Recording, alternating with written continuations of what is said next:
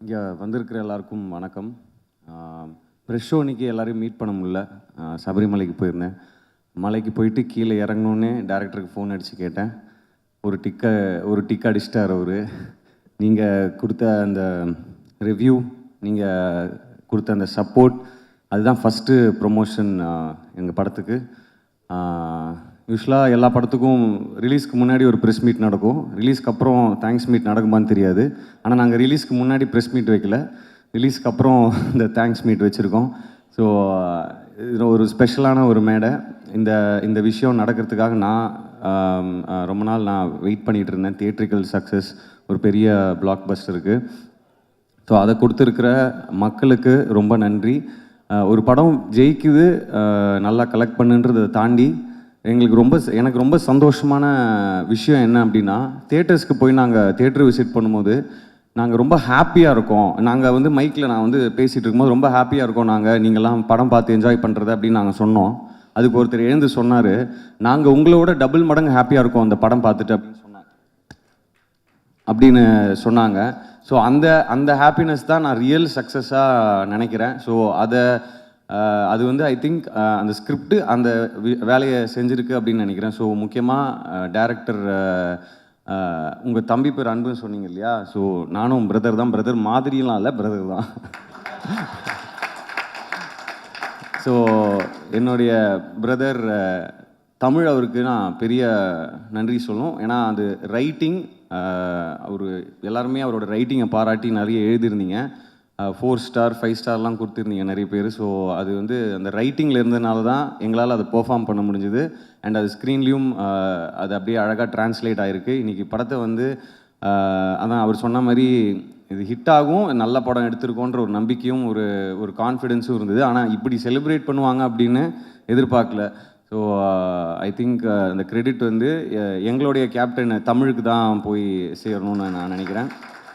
அதுக்கப்புறம் இந்த படம் ஸ்கிரிப்ட் வந்தது பிரின்ஸ் பிக்சர்ஸ்லேருந்து. நீங்கள் இந்த மாதிரி ஒரு கிரிக்கெட் சம்மந்தப்பட்ட ஒரு கதை நீங்கள் கேட்குறீங்களா அப்படின்னா கண்டிப்பாக கேட்கலாம். எனக்கு கிரிக்கெட் ரொம்ப பிடிக்கும். அது இல்லாமல் ரூரல் பேஸ்டு ஸ்கிரிப்ட் ரொம்ப நாளாக பண்ணணுன்னு எனக்கு ஒரு ஆசை இருந்தது. ஸோ ரெண்டுமே கிடச்சது ஒரு பெரிய ஜாக்பாட்டாக நான் நினைக்கிறேன். So thank you Lakshman sir, Venkatesh sir, and மற்ற இந்த படத்தில் ஒர்க் பண்ண எல்லா டெக்னீஷியன்ஸ், எல்லா ஹெட் ஆஃப் த டிபார்ட்மெண்ட்ஸ் எல்லாருக்கும் நன்றியை சொல்லிக்கிறேன். நான் ஒவ்வொருத்தர் பேராக சொல்லி எக்ஸ்பிளைன் பண்ணணுன்னா ரொம்ப டைம் ஆகிடும். அதுக்கப்புறம் ரொம்ப முக்கியமான விஷயமாக இந்த விஷயம் சொல்லணும்னு நினச்சேன். அவர் டேரக்டர் கேப்டன், அவருடைய விஜயகாந்த் சாருடைய வெறித்தனமான ரசிகன். எனக்கும் ரொம்ப பிடிக்கும், எல்லாருக்குமே அவரை பிடிக்கும். பட் அவர் ஸ்கிரிப்ட்லேயே படிக்கும்போது, அந்த ஸ்கிரிப்ட் புக் படிக்கும்போது எனக்கு ரொம்ப ரொம்ப நெகிழ்ச்சியாக இருந்தது. அது தியேட்டரில் எப்படி இருக்கும் அப்படின்ட்டு. உண்மையாகவே கேப்டன் சாருடைய பிளெஸ்ஸிங் எவ்வளோ எங்களுக்கு இருக்குது அப்படின்றது மக்களுடைய செலிப்ரேஷனில் எங்களுக்கு தெரியுது. ஸோ இந்த நேரத்தில் உண்மையாகவே என்ன சொல்கிறது, அவங்க ஃபேமிலி மெம்பர்ஸ், அவங்க எல்லாருக்கும் நாங்கள் தேங்க் பண்ண கடமைப்பட்டிருக்கோம். இன்றைக்கி இன்ஃபேக்ட் அவங்க கட்சி ஆஃபீஸ்க்கு போயிட்டு அவருடைய உருவ சிலைக்கு மரியாதை செலுத்திட்டு தான் வந்தோம். ஸோ ரொம்ப நெகிழ்ச்சியாக இருக்குது. அவங்களுமே ரொம்ப சந்தோஷமாக பேசினாங்க, அழகாக ரிசீவ் பண்ணிக்கிட்டாங்க. ஸோ இந்த நேரத்தில் அவங்களுக்கு நான் நன்றியை தெரிவிச்சுக்கிறேன். அதுக்கப்புறம் இந்த நிறைய இருக்குது, கொஞ்சம் அப்படியே ஜம்பிள்டாக இருக்குது மண்டையில். ஸோ எங்கள் அப்பா அடிக்கடி சொல்லுவார், எதையுமே இங்கே எடுத்துகிட்டு போகாத, எல்லாத்தையுமே இங்கே எடுத்துகிட்டு போகாத அப்படின்னு. பட் இந்த விஷயம் இங்கே நான் அப்படியே ரொம்ப பொத்தி ட்ரெஷர் பண்ணி வச்சுக்கணுன்னு நான் ஆசைப்பட்றேன் இந்த மொமெண்ட்டை. ஸோ இங்கே வந்திருக்கிறவங்க எல்லாருக்கும் ரொம்ப ரொம்ப நன்றி. இந்த படத்தை கொண்டாடி அதுக்கு ஒரு அழகான ரிவ்யூஸ் கொடுத்து அது மக்கள்கிட்ட போய் கொண்டு சேர்த்து எங்களை ரசிக்க வச்சு அழகு பார்த்து என்னுடைய ப்ரெஸ்ஸு, மீடியா, அப்புறம் இன்ஃப்ளூயன்சர்ஸ், ரிவ்யூவர்ஸ், யூடியூபர்ஸ் எல்லாருக்கும் நன்றி சொல்லிக்கிறேன். உங்களுடைய அன்பும் ஆதரவும் எனக்கும் எங்கள் எல்லாருக்கும் இருக்கும் அப்படின்னு நான் நம்புகிறேன். எல்லாத்துக்கும் மேலே மக்கள், ஆடியன்ஸ், நீங்கள் இதை இவ்வளோ கொண்டாடி இவ்வளோ செலிப்ரேட் பண்ணுவீங்கன்னு எதிர்பார்க்கல. உண்மையாகவே நாங்கள் எல்லாருமே ரொம்ப ரொம்ப ரொம்ப சந்தோஷமாக இருக்கோம். உங்கள் எல்லாருக்கும் ரொம்ப ரொம்ப நன்றி. உங்கள் எல்லாருக்கும் இந்த அன்பு மட்டுமே. வணக்கம். நன்றி ப்ரோ, நன்றி. நீங்கள் சொன்ன மாதிரி கேப்டன் அவர்களுடைய பிளெஸ்ஸிங்கால், ப்ரெசன்ட் மீடியா அண்ட் மக்களுடைய பேர் ஆதரவுனால லப்பர் பந்துன்ற படம் பயங்கரமான ஒரு வெற்றியை பெற்றிருக்கு. வந்திருக்கிற ப்ரெஸ், பீப்புள்ஸ், சோஷியல் மீடியா எல்லாருக்கும் ரொம்ப நன்றி. இந்த படத்தை எடுத்துகிட்டு போய் அவ்வளோ தூரம் நாங்கள் நல்ல படம் பண்ணிட்டோம். பட் அது கமர்ஷியலாக போகிறதுக்கு உங்கள் சப்போர்ட் தான் வேணும். அதை நான் நினச்சதை விட நீங்கள் நிறையாவே பண்ணி கொடுத்துருக்கீங்க. ஸோ உங்களுக்கு மனமார்ந்த நன்றி. விஜய் மேலே வா, மம்தா மேலே வா, விநாயகம் மேலே வா. நான் கஷ்டப்படும் போதெல்லாம் கூட இருந்தாங்க, இப்போவும் கஷ்டப்பட போகிறேன். வா கூட இருங்க, சீக்கிரம் வா, டைம் இல்லைன்றாங்க.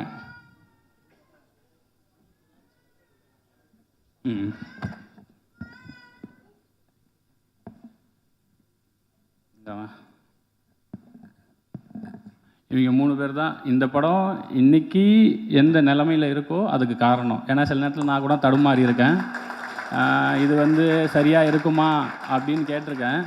அப்போல்லாம் வரும்போது ஏதோ இங்கே வாடா, முன்னாடி வாடா, அதுக்கு அங்கேயே நின்றுருக்கலாமே. ஓகேவா, இவன் அசோசியேட் எடிட்டரு. என்ன சொல்லப்போனால் இவன் எனக்கு தெரிஞ்சு இந்த ஒரு 1.5 வருஷத்தில் எப்படியும் ஒரு 10-20 நாள் பட்டினி கிடந்திருப்பான் என் கூட சேர்ந்து. ஆனால் ஒரு நாள் கூட அதை காமிச்சிக்கவே மாட்டான். அதே மாதிரி ஏதாவது டவுட் இருக்குடா, இல்லைடா இது ஒர்க் ஆகுமா ஒர்க் ஆகாதா அப்படின்னு யோசிக்கும் போதெல்லாம் அவன் தான் எனக்கு சப்போர்ட் பண்ணுவான். ஒர்க் ஆகாது சார்ன்றுவான். சரிடா அப்போ வேண்டாம் மாற்றிடுவோம் அப்படி சொல்லிட்டு அந்த கிரிக்கெட் போர்ஷன்ஸில் எனக்கு நிறைய கைட் பண்ணான். ஒரு சில நேரம் இவர்கிட்ட நம்ம ரொம்ப ஓவராக நோ சொன்னோன்னா கோச்சு பாடுறான்னு சொல்லிட்டு மூஞ்சை மட்டும் அமைதியாக வச்சுக்குவான். அப்புறம் அடுத்த நாள் ஆனால் அதையும் சொல்லிடுவான், சார் இல்லை சார் அது செட் ஆகலை அப்படி சொல்லிட்டுவான். ஸோ அந்த மாதிரி இவன். இந்த படத்துக்கு டைட்டில் எல்லாருமே சொன்னாங்க ரொம்ப நல்லா இருக்குது, கனெக்டிவிட்டியாக இருக்குது அப்படின்னு சொல்லிட்டு. ஆக்சுவலாக அந்த டைட்டில் ஃபஸ்ட்டு நான் வைக்கும்போது எனக்கு பிடிக்கல, எனக்கு இந்த டைட்டில் பிடிக்கல.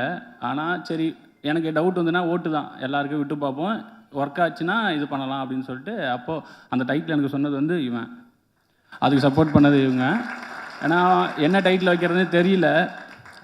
அப்போ வந்து எங்கள் டீம் பேர் வந்து அந்த சர்க்கிளில் ரப்பர் பந்து டீமு, அதாவது அதை வச்சு ஒரு படம் பண்ண போகிறதுனால ரப்பர் பந்து டீமுன்னு சொல்லும்போது அவன் தான் சொன்னான் ரப்பர் பந்தே நல்லா தானே இருக்குன்னு.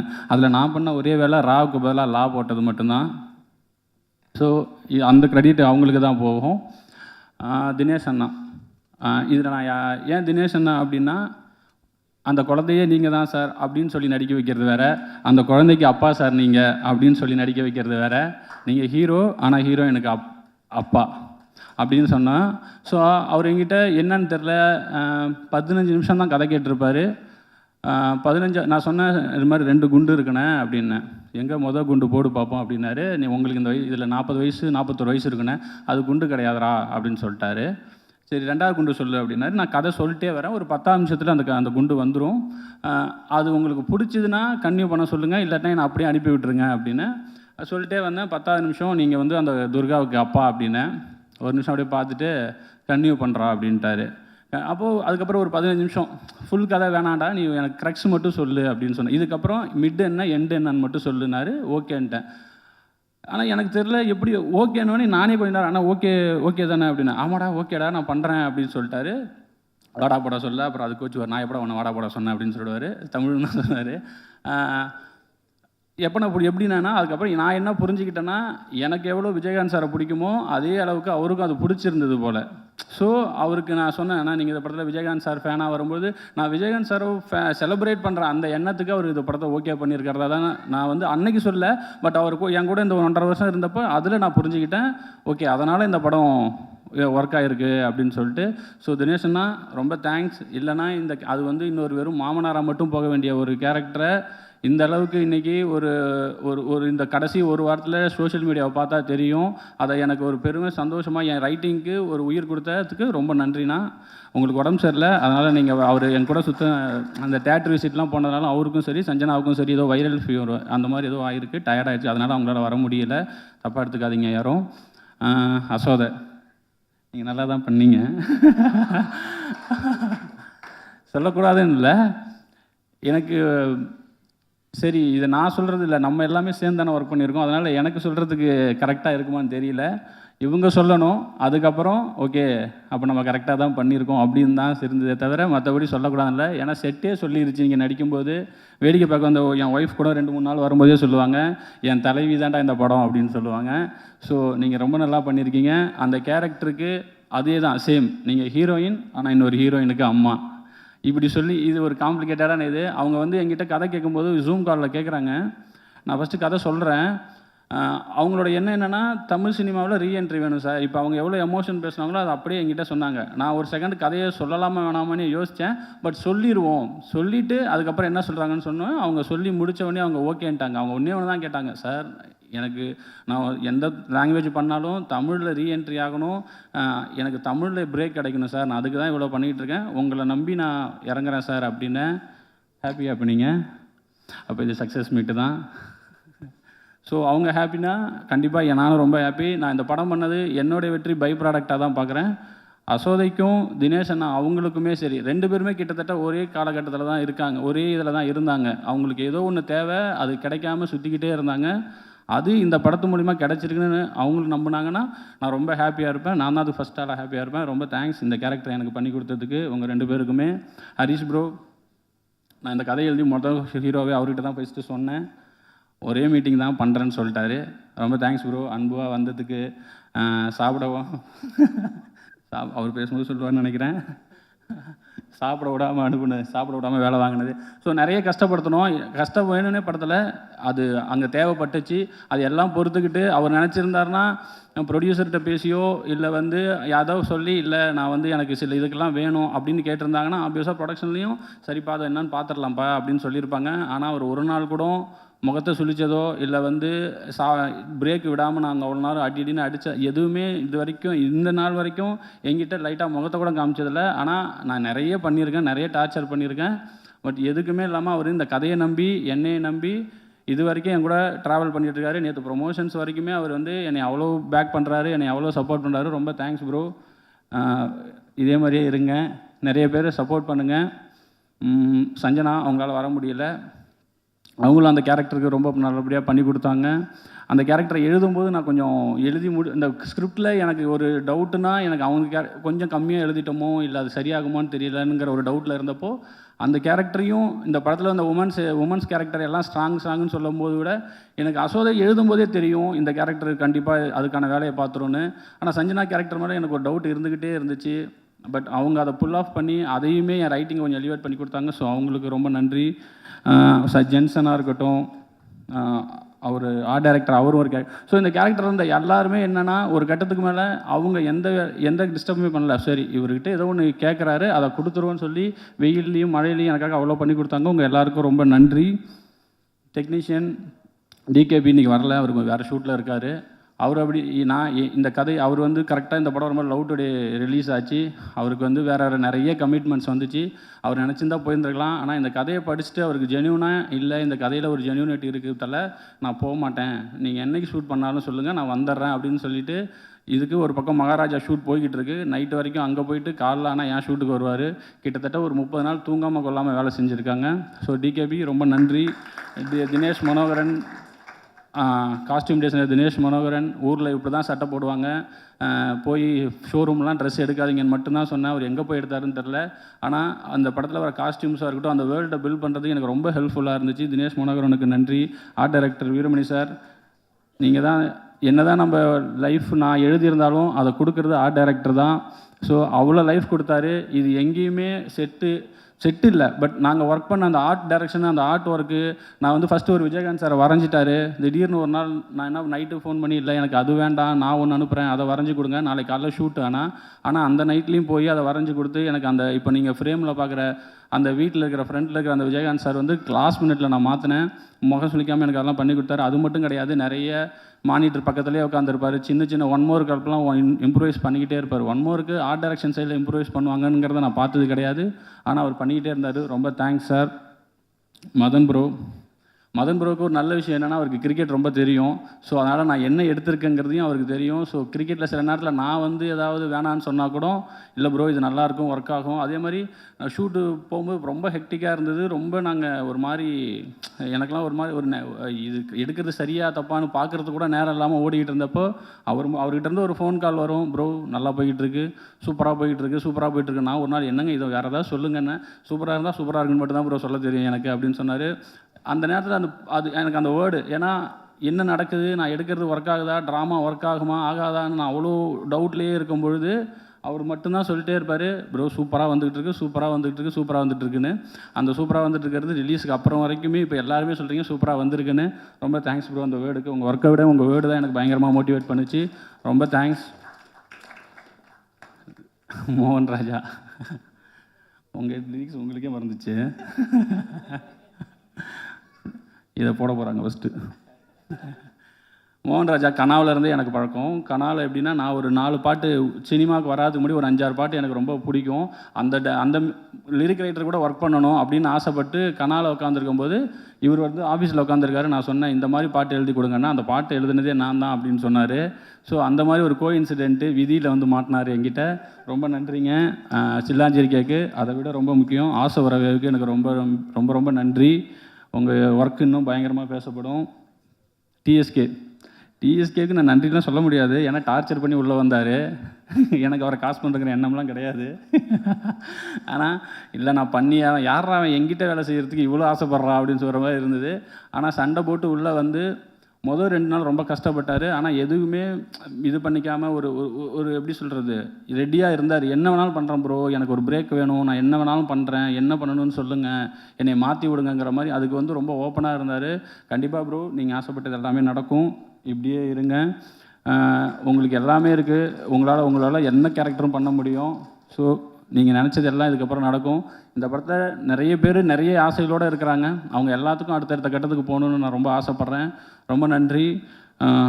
கடைசியாக லக்ஷ்மண் சார், நான் வேறு ஒரு கதை சொல்ல தான் வந்தேன். ஆனால் லக்ஷ்மண் சார் தான் என்ன ஜேனர்னு ஃபஸ்ட்டு கேட்டார். நான் பவுண்டடோட வேறு போயிருந்தேன். நல்லா தைரியமாக பவுண்டட் இருக்குது என்ன பண்ணிடுவாங்க நம்மளே அப்படி சொல்லிட்டு போய் பவுண்டடை நீட்டினேன். கதையெல்லாம் பவுண்டடை பார்த்தாரு, என்னை பார்த்து என்ன ஜேனர்ப்பா அப்படின்னாரு. இந்த மாதிரி ராம்காம் சார் காலேஜ்னோடனே வேணாம்ப்பா அப்படின்ட்டாரு. என்ன சார் கதை சொல்கிறேன், இல்லைப்பா வேணாம்ப்பா ராம்காம் வேணாம்ப்பா. என்னைய சார்கிட்ட அனுப்புனது வந்து அருண்ராஜா சார். அவர் தான் வந்து போடா பிரின்ஸ் பிக்சர்ஸில் உன் பேரை சொல்லியிருக்கேன், கதை சொல்கிறா அப்படின்னு சொன்னாங்க. நான் போய் உட்காந்தோடனே இல்லைப்பா அது வேண்டாம், அருண்ராஜா சொன்னது வந்து உங்ககிட்ட மண் சார்ந்த கதை ஏதாவது இருக்குன்னு தான் சொன்னார், எனக்கு வாழ்வியலோட ஏதாவது கதை இருந்தால் சொல்லுப்பா அப்படின்னு சொல்லும்போது ஜஸ்ட் ஒரு 20 நிமிஷம் தான் சொன்னேன். இப்போ நான் பேசிக்கிட்டு இருக்க நேரத்தை விட கம்மியாக தான் கதை சொன்னேன் அவருக்கு. அவர் சரிப்பா நான் ஒரு 3 டேஸில் கூப்பிட்றேன்னொடனே நான் 2.5 மணி நேரம் கதை சொல்லி கட்டி பிடிச்சி என்னை அனுப்புனவங்களே என்னை கூப்பிட்டது கிடையாது. சரி இது எங்கே நடக்க போகுது அப்படின்னு சொல்லிட்டு நான் வந்துட்டேன்.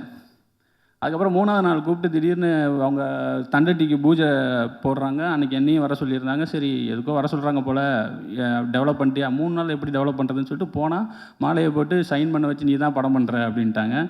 எனக்கு ஒரே ஆச்சரியமாக இருக்குது, என்னடா இது 2.5 வருஷமாக பவுண்டரோட நான் சுற்றிக்கிட்டு இருக்கிறேன், அந்த கதை நடக்கவே இல்லை. 20 நிமிஷம் ஜஸ்ட் 20 நிமிஷத்துக்கு கம்மியாக ஒரு கதை சொல்கிறேன். 2 கேரக்டர் தான் சொன்னேன். பூமாலன்னு ஒரு கேரக்டர், கெத்துன்னு ஒரு கேரக்டர், அன்புன்னு ஒரு கேரக்டர். 2 பேருக்கும் சண்டை, 2 பேரும் கிரிக்கெட் விளையாடுவானுங்க. ஆனால் 2 பேரும் மாமா மருமகன் சார். இவ்வளோ தான் நான் சொன்னேன். இதை யாராவது ஒத்துப்பீங்களா, ப்ரொடியூஸ் பண்ணுவீங்களா? பண்ணிட்டாரு. ஹாப்பியாக இருப்பாருன்னு நினைக்கிறேன் சார் இப்போது. ஸோ இந்த படம் என்னுடைய ஃபஸ்ட்டு படமாக ஆனதுக்கு ரீசன் வந்து லக்ஷ்மண் சார். அதுக்கு நான் எப்பயுமே கிராட்டிடியூடாக இருப்பேன். ரொம்ப நன்றி சார் இந்த படத்தை என்னுடைய டெபியூட்டாக மாற்றினதுக்கு. ஷான் எங்கேயும் வரமாட்டா, மறந்து போயிடுறாரு. ஷான் வந்து எப்படின்னா, நான் எப்படி அமைதியை விட்றேன்ருக்கணும் அதுக்கு ஆப்போசிட்டு பேசிகிட்டே இருப்பார், எனக்கும் சேர்த்தே பேசிகிட்டே இருப்பார். பாட்டெல்லாம் போட போயிடும், 5 நிமிஷத்தில் பாட்டு போகிற வேலைலாம் முடிஞ்சிடும். அந்த பாட்டை போட்டு முடிச்சுட்டு சினிமாவில் என்ன நடக்குதுன்னு பேசுவோம். லஞ்சில் ஆரம்பித்து டின்னர் வரைக்கும் பேசி முடிச்சுட்டு அதுக்கப்புறம் ஓகே தலை பாட்டு நாளைக்கு வந்துடுனாரு. மொத்தமாக எனக்கு 2 பாட்டுக்கு சேர்த்து மொத்தமே 3 டியூன் தான் கொடுத்தாரு. அதில் 2 டியூன் எனக்கு ஓகே வச்சு ஷானை நம்பி நம்ம சில நேரத்தில் விட்டுறலாம். நான் மற்றவங்கள கூட ஏதாவது நான் போய் ஏதாவது நோண்டுவேன். ஷானுக்கிட்ட இது வரைக்கும் நான் எதுவுமே எனக்கு இப்படி தான் வேணும்னு சொல்லி கேட்டதில்லை. ஏன்னா ஷான் வந்து அவ்வளோ இதாக இந்த படத்துக்கு ஒர்க் பண்ணி கொடுத்தாரு. இந்த படத்துக்கு ரொம்ப கஷ்டம் வேறு நீங்கள் பிஜிஎம் பண்ணுறது. ஏன்னா அந்த கிரிக்கெட்டில் வெளியில் காமெடி பண்ணிகிட்டு இருப்பாங்க, உள்ளே 2 பேரும் இன்டென்ஸாக இருப்பாங்க. அதுபோக கமெண்ட்ரி வரும், சவுண்டுக்கு வேறு வேலை இருக்குது, இதுக்கு நடுவில் மியூசிக் வரணும். இத்தினோண்டு கேப்பில் ஒரு எமோஷனை கன்வே பண்ணணும். ஸோ அவ்வளோ ஒரு 6 மேட்ச் இருக்குது, அந்த 6 மேட்ச்சுக்கும் அவ்வளோ ஒர்க் இருக்குது. ஆனால் ஷானுக்கு நான் அவ்வளோ 1 மோர் நாங்கள் வந்து திரும்ப கேட்போம், இல்லை இன்னும் பெட்டராக வேணும். ஆனால் எதை பற்றியுமே கவலைப்படாமல் ஷான் வந்து எனக்கு அவ்வளோ அழகாக பண்ணி கொடுத்தாரு. ஷான் ரோல்டனுக்கு இது கண்டிப்பாக என்னென்னா, நான் எடுத்த படத்தை விட இந்த படத்தை இன்னும் பெருசாக காமிச்சதில் ஷானுக்கு வந்து ரொம்ப மிகப்பெரிய பங்கு இருக்குது. ஸோ ஷான் ரொம்ப நன்றி. நீங்கள் இது பிஸியாக வரல நீங்கள், ஆனால் உங்கள் ஒர்க்கு இந்த படத்துக்கு அப்புறம் இன்னமும் பேசப்படும், நான் ரொம்ப ஆசைப்பட்றேன். ரொம்ப நன்றி வந்திருக்க எல்லாருக்கும். மீண்டும் சொல்கிறேன், இந்த படம் நான் நிஜமாலுமே சொல்கிறேன், இந்த படம் ஹிட் ஆகும்னு நான் நம்பினேன். ஆனால் இவ்வளோக்கு அளவு கிரிட்டிக்கலாகவும் சரி, இதான் எனக்கு இவ்வளோ பேர் கிடைக்கும், இவ்வளோ இது நான் நிஜமாலுமே நினச்சி பார்க்கல. நான் அன்றைக்கி ஹரிஷ் ப்ரோட்ட கூட சொன்னேன், ப்ரோ நம்ம 2 பேரும் ஒரு 3-4 மணி நேரத்துக்கு வேறு யாராவது ஆகி இந்த படத்தை ஒரு தடவை பார்த்துடணும், நிஜமாலுமே இந்த படம் இப்படி இருக்கான்னு நம்ம வாட்டி செக் பண்ணிடணும். இவ்வளோ வர்றது எனக்கு வந்து ஒரு மாதிரி என்னடா இது நம்ம தான் பண்ணோமா அப்படிங்கிற மாதிரி இருக்குது, எனக்கு ஒரு மாதிரி சரியலாக இருக்குது. அப்படி ஐயோ கம்முனு அப்படின்னு சொல்லி பேசிட்டு இருந்தார். ஸோ ஹரிஷ் ப்ரோ இன்னும் சொல்லலாம், ஷூட்டிங்கை விட ஷூட்டிங்க்கு அப்புறமும் சரி, அந்த எனக்கு எப்பப்பெல்லாம் வந்து சப்போர்ட்டாக இப்போ வந்து ஒரு பிரதர் மாதிரி ஒரு கட்டத்தில் நான் வந்து ஹரிஷ் ப்ரோலாம் விட்டு இப்போ ஹரிஷ்னே பேச ஆரம்பிச்சிட்டேன். ஸோ ரொம்ப தேங்க்ஸ் ப்ரோ, அந்த இடத்துக்கு எனக்கு ஸ்பேஸ் கொடுத்ததுக்கு ரொம்ப நன்றி. மீண்டும் பத்திரிகை, ஊடகம், சோஷியல் மீடியா எல்லாருக்கும் ரொம்ப ரொம்ப நன்றி. சப்போர்ட் பண்ணுங்கள். எனக்கு மட்டும் இல்லை, இந்த மாதிரி ஃபஸ்ட்டு பட டேரக்டருக்கு இன்னும் எல்லா படத்துக்குமே நீங்கள் என்ன எழுதுறீங்களோ அதுவும் சரி, அதுதான் வேர்ட் ஆஃப் மவுத்தாக மாறும். ஸோ சப்போர்ட் பண்ணுங்கள். ரொம்ப ரொம்ப நன்றி. யாரையாவது விட்டுட்டேன்னா என் ஒய்ஃபுக்கு நன்றி. நான் படம் எடுத்ததுக்கு இப்போ இந்த படம் எடுத்ததுக்கு இவங்க எல்லாருக்கும் நன்றி சொன்னேன். நான் சினிமாவில் இருந்ததுக்கு ரீசன், நான் ஓடி போகாமல் சினிமாவில் இருந்ததுக்கு ரீசன் என் ஒய்ஃபும் என் தம்பியும். ஸோ அவங்க 2 பேருக்கும் ரொம்ப நன்றி. என் தம்பி பேரை தான் நான் அன்புன்னு சொல்லிட்டு ஹரிஷ் ப்ரோக்கு வச்சுருக்கேன். ஸோ ரொம்ப ரொம்ப ரொம்ப நன்றி, ரொம்ப நன்றி, ரொம்ப நன்றி.